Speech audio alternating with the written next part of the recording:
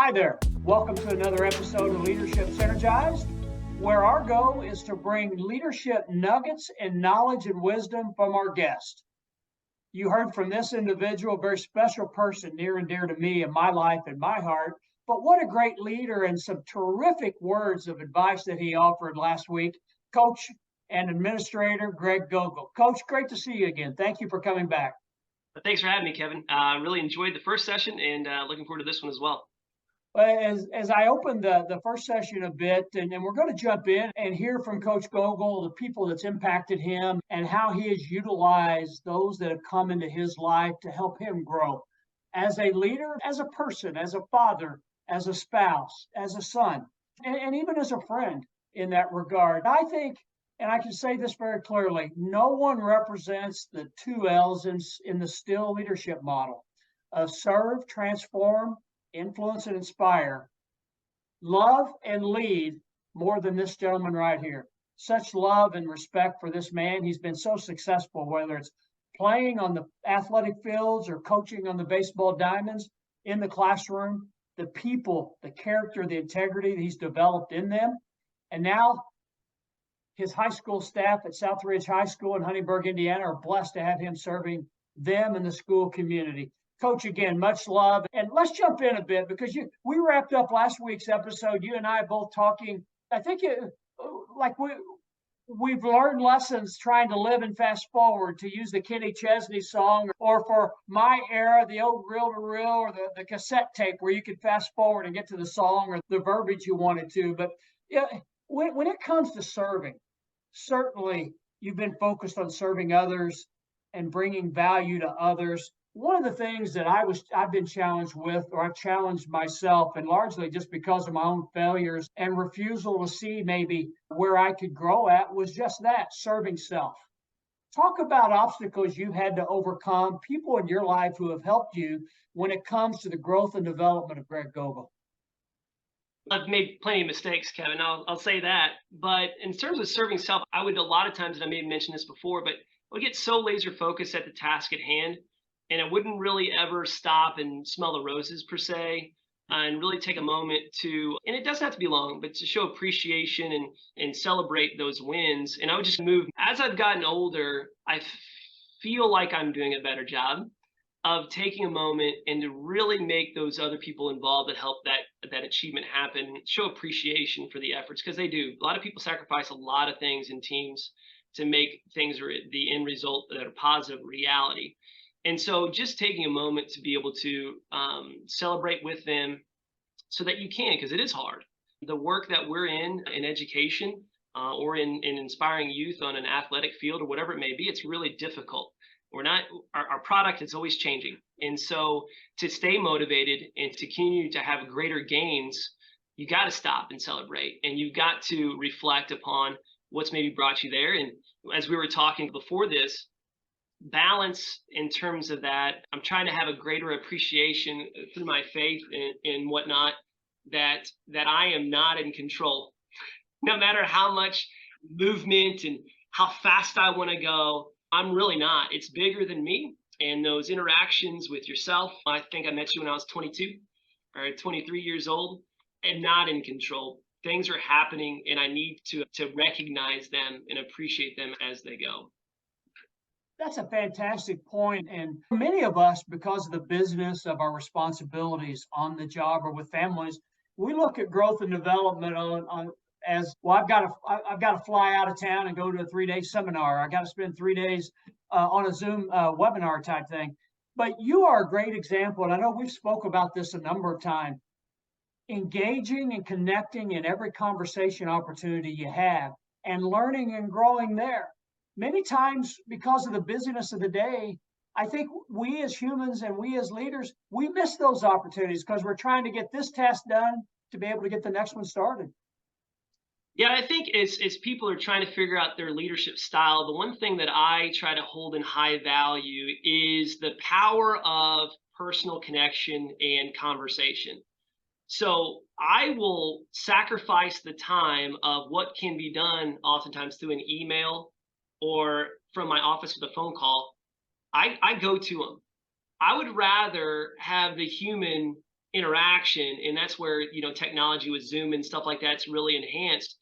But like that personal connection and conversation with a person is going to have tenfold. It's going to be worth that investment of the walk down there and the conversation, and so they can see you and your personality and how it's coming across, whether it be positive, negative, or indifferent. That's going to be better than the humanless approach of maybe an email. You know what I mean? So I'll come in early in the day to get things that require behind my desk so that I can be out there talking with kids, talking with people, because the value in that for your climate and culture is going to have greater returns than the investment of coming in a half an hour earlier than what you really would normally. And that's my view of it. And I'll even tell our assistant principal and secretary, I was like, I'm gonna go walk. I'm gonna go talk to him. You want me to call him? No, I'll go take care of it. I'm gonna talk to him. And I think there's so much for your institution or business or school that to be present in that human form is something that is easily dismissed from time to time. That's a great point. And you were mentioning before we started recording the first episode that was released last week to our viewers and listeners about doing some house cleaning and finding one of your first baseball hats you wore as a coach, and looking on the bill and finding some things near and dear to remind you of those who have come before and have helped you along your journey. Share that with our audience. Yeah, this last week, me and my wife we're doing some cleaning. We're getting rid of things to donate or whatever it may be, or some of it was just as meaningful to us, but it was not meaningful to anyone else. One of those items is my first baseball cap as a coach. So two things happened that year that I think was pretty significant. I was fresh out of college and got my first head coaching job, which doesn't happen. I was extremely lucky. One of those things of someone guiding me. I was that just doesn't happen. So I was at a 3A school, which is middle of the road size for Indiana. And two things happened. One, my first cap, I found this cap last week. It had the initials of every coach that I had ever had. Because I never viewed a coach as having a bad coach. In today's society, no, in my view, I was so lucky to play, and they each gave me something. And whenever I got my first lineup card per se to fill out, I wanted to show appreciation for all those people that guide me, not just in baseball, but how to be a good person, how to work hard, and how to show up and be present. And so I found that hat, and I just had to have a chuckle because I knew our talks were coming up. And I was like, man, that'll be something pretty cool. And the other thing I got, and I still have it, is my wife bought me a fungo bat. So for those that aren't baseball people, it's an extended bat that coaches use because we can't swing the actual ones very well anymore. It's too heavy. Yeah, so she gave me a fungo bat. And a ritual I did was, and she was in grad school, so we were living 4 hours apart as we were engaged for the first 2 years and then married later. I would get that bat out before the season and I would retape it just to show, hey, I am so lucky to be able to do this as my hobby. And I had so many people that helped influence me. And I made the comment maybe in the last one, I had the Mount Rushmore of coaches for high school and college. There's 5 or 6 of them are in the Hall of Fame for their respective level. And my principals or principals of the year, I have had an unbelievable amount of positive influence on how to go about your work as a human being, and as a teacher, and as a coach, and as a leader. And you just got to look for it. You got to be willing to soak it in as you go through it, I think. Coach, as you go through your career, you think about, John Maxwell says leadership is influence, no more, no less. What have you been able to grow with, develop with, or be successful with when it comes to influencing others to where they're excited and inspired to truly transform, not just move from position to position, school to school, classroom to classroom, but truly make a transformative difference? I think for me anyway, I have to have a certain level, and I mentioned this before, clarity in where I want to go if I'm going to expect someone else to follow or to get enthused about what we're going to try to do. If we're doing something just to do something, I'm not going to have the energy or the conviction to bring along a team with me. So I really think that I have to wrap my head around whatever the challenge or the situation is, not have all the answers, but have an end goal or result I want to get to. And then I can really use just personality and human connection to allow them to see, hopefully, the end result and buy in and move them. I think if I can wrap my head around it, then I can utilize my own energy and conviction to help tap into their talents to get them to transform. And I think that's done with this relationships. And that really starts with where, if I have an idea of where we want to go. Coach, what do you find in the individuals today that you've had the opportunity to lead that really gets in the way of them feeling that motivation to grow? I've experienced classroom teachers in their 40s that basically say, I'm done with growing or getting training. I'm 45, I've done everything I can. What do you think's creating that mindset that gets in the way? I think there's been certain things that have, I think a lot of times the negative experience of something will overwhelm the positive benefits. And it's an easy go-to because I've tried, and maybe someone who was implementing the new system or the new experience or the new trainings, they really didn't have that end goal in mind of what's going to be able to be a productive gain out of this. And they just do it to do it. So those that are in it, they become like disenfranchised that we did it. It was just there for a year and then it got rid of it. And so why should we try some more? Because it's going to go away.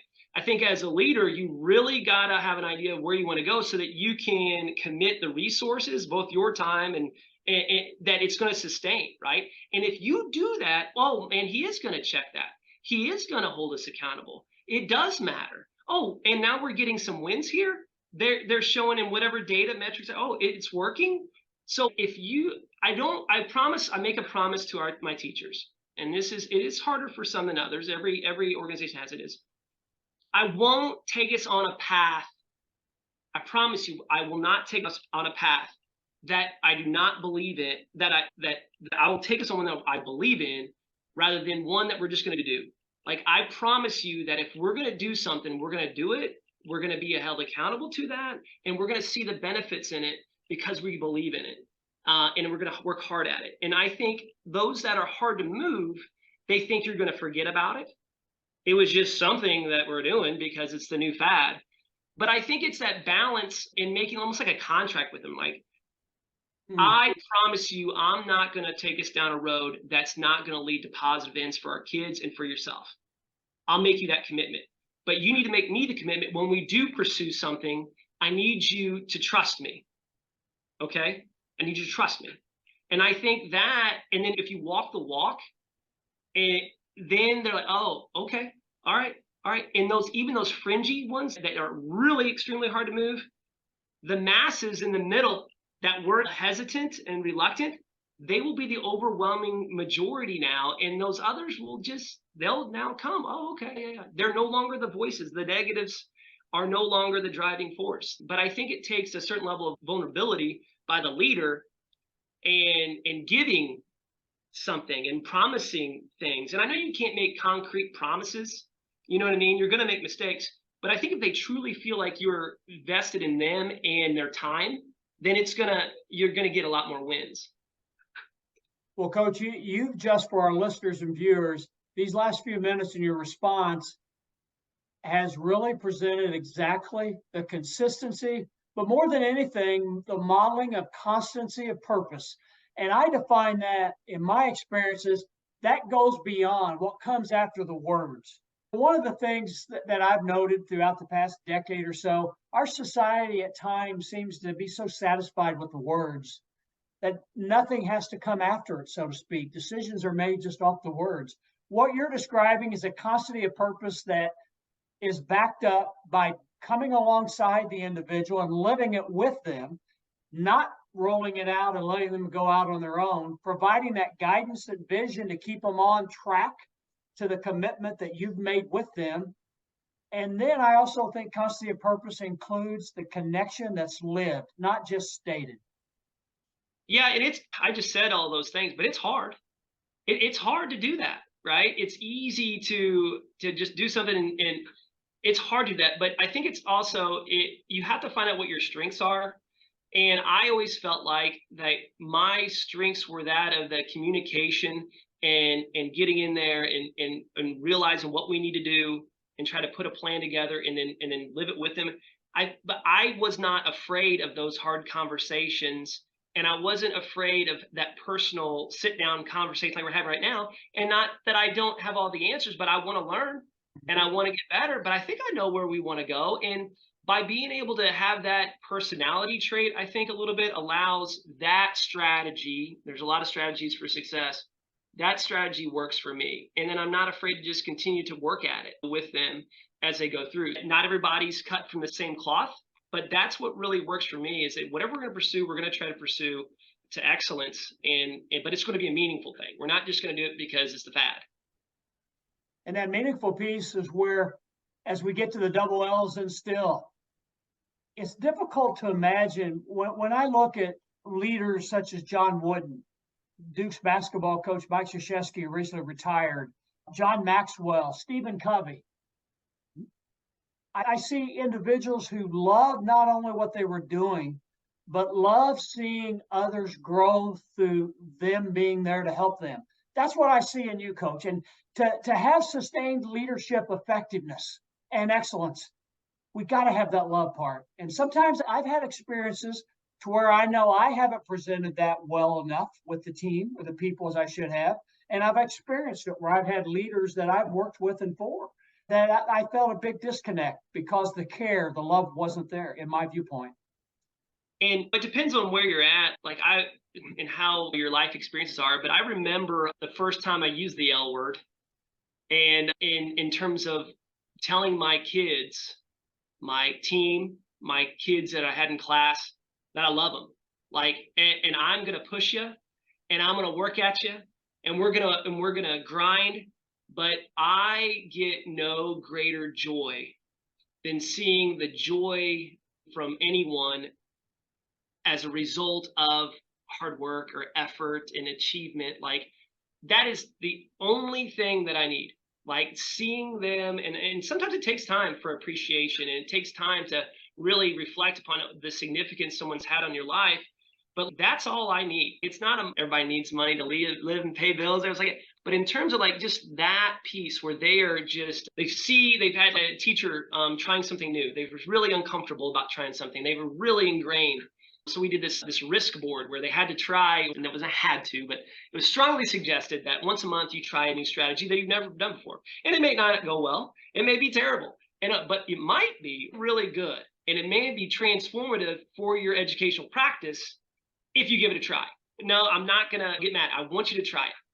And I had some veteran teachers take chances they never felt like could before. They're going to be harshly evaluated if something doesn't work well. And they're like, this changed my practice. And just their light bulb excitement. Hey, that was awesome. That's all I need. That's all I need. And it was the same thing when I was teaching kids. My goal was, and no offense to the other teachers that taught as colleagues in my schools, if they carried conversations from my class into their classroom, that was a win. They were locked in. Or if they went home and talked to their parents about it, or any of those things like that, I knew that it worked. And so that's all I needed. That was the driver, is just the enthusiasm, or convincing a kid that I'm going to hate this course, or someone said, oh, those classes are boring. I'm like, you didn't have it with me yet. It's that belief and that excitement that I think can influence others. It's the love of it.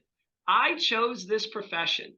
Like, people get in that mode of negativity. Like, I am a professional educator. I chose this. I had some guiding principles and people maybe pushing me that way, but I don't understand. And this is where the love comes into it. Like, I chose this. Like, how do you not get excited about that? Not everybody gets that. Yeah, that's some of the tapping into the enthusiasm of where that comes from. Consistency and constancy of purpose. Coach, I'll just share a story back in similar manner. As I was closing out my time as a school district superintendent at the end of 2021, just making some rounds through the buildings, and had a classroom teacher stop me at the high school. And I didn't take this as, hey, boy, Kevin, you really accomplished something. That wasn't the point.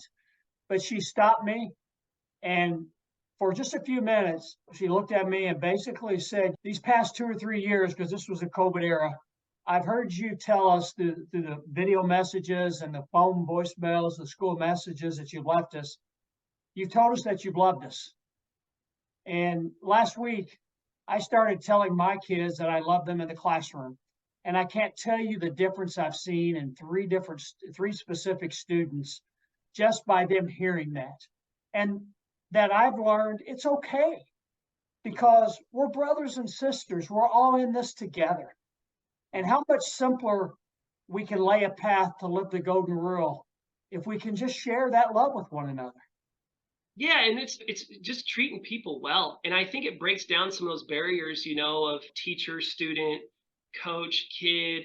It just lessens that pressure for a lot of those kids that we're human. We're gonna make mistakes. I'm gonna try not to make many of them, but you're gonna make mistakes. I know you're not gonna try to.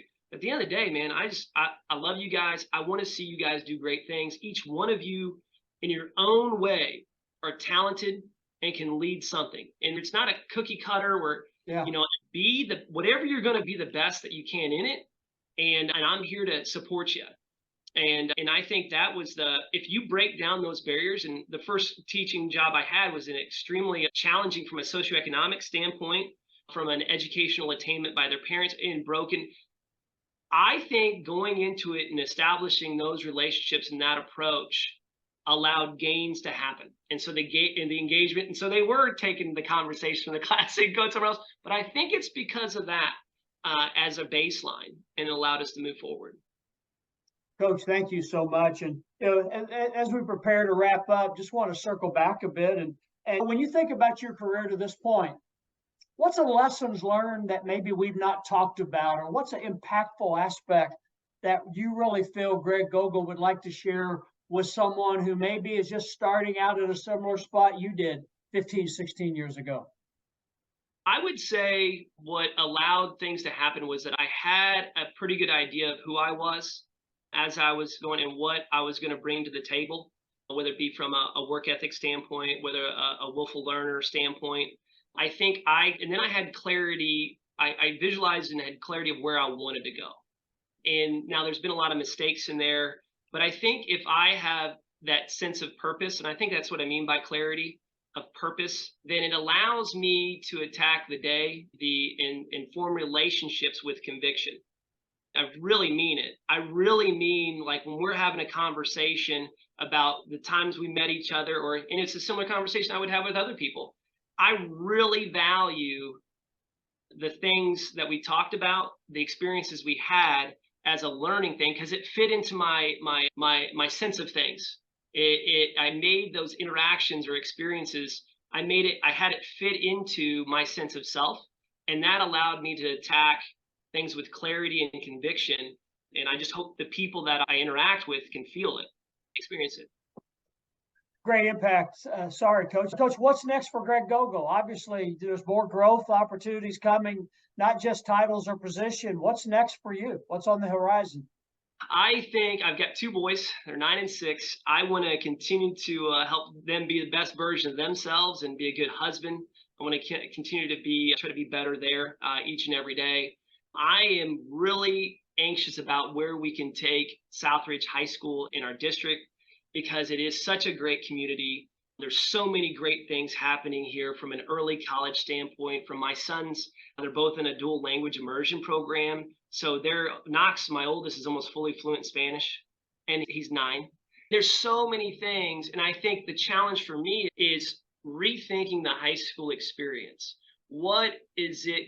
What can I help us move towards to be the best preparatory thing for great members of society, great mothers and fathers, great leaders, and give back, people who will give back to their community, want to come back to our school. I think that's the greatest challenge that I have in this position, is because I do have a ways to go, and it's changed a lot since COVID.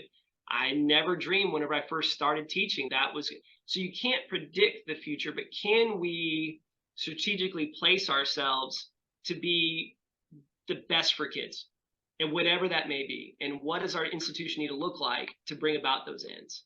And so that's one facet. That's the goal now. I'll probably go back to school at some point in time and pursue maybe a doctorate or a superintendency, because I told my wife the other day, I don't know anything else outside of education.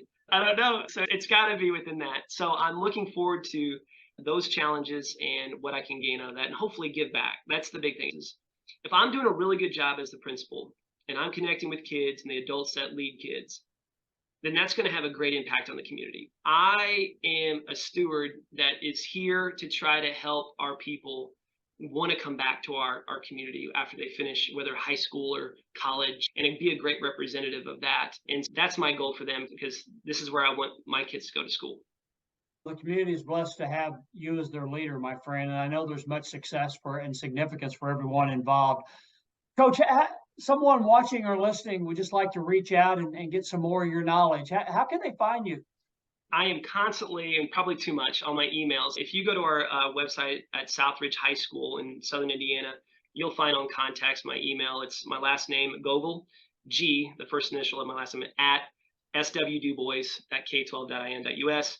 You can find me on LinkedIn. I'm not on socials too much because I don't find that a huge investment of my time, but I do have Facebook. If you want to message me on there, you can look me up. I have a Twitter account and LinkedIn, of course. But yeah, any of those things, I'd love to help. That's the big part that I've tried to learn more is it's bigger than me. And if I can help somebody in any way, then I would like to have that, because that gives me great joy just from whatever I was teaching too. Coach Gogel, you're a leader developing leaders, a man developing men and women, and we are all blessed to have you as a child of God and in the role you have had. And certainly congratulations. And my brother, I appreciate you so much taking time. I love you. I appreciate your friendship and mentorship, and I've learned a lot, and you've meant so much to me in my heart. And I look forward to continually learn and watching your career. And you know what? Would like to have you back. We're going to do some episodes in the future, specific topics of leadership, and would love to have you back. And I'll reach out to you, and hopefully you'll be open again. Hopefully you've enjoyed this experience. It's been great. And whenever you sent some outline of questions, it was good for me, because I had to take a minute and really think about it, right? Just go about your day, kind of things that we talked about in terms of pitfalls. But I appreciate your time. What you're doing here, Kevin, is awesome. I've listened to the other episodes, and really the insight and just the personal, there's no canned answers here. It's all just people living, and that's the best type, and the conversations that are happening. So thank you for leading that part of it, and who you are and what you're doing, Kevin. I always appreciate it, and be happy to do it again. Well, thank you. You're very kind. And again, God bless you and all the best. And I love you, my friend. Love you too, man. Take care. Thank you, the viewers and listeners, for watching. And again, I hope you appreciate the time Coach Gogel has given us all as much as I have. And just want to take a moment as Coach Gogel presented this episode. To be a successful leader, it's all about constancy of purpose and love. And it's okay to tell those that you lead and let them know that you're there to come alongside and to set the bar high for yourself and be right alongside them as you raise their bar on their behalf. I'm Kevin Smith for Greg Gogel. I thank you for watching, listening, and please know you are valued, and I appreciate you. Have a wonderful day.